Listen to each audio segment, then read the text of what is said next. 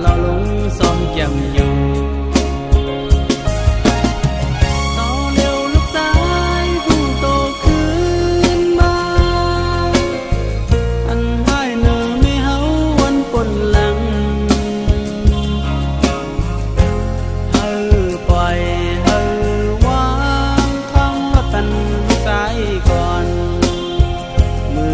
ส่องภายคุกไว้ไว้สู้อยู่กูยามเยาอันไล่ลุ่มลาเนอลูกสายมานั้นลูกเตตอบแทนถึงเกสู้เมอยู่คือ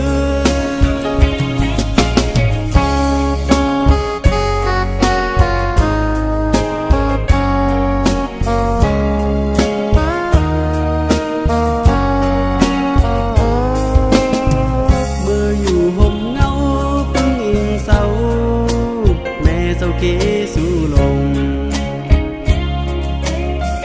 ซึ่งเตมากัดเย็น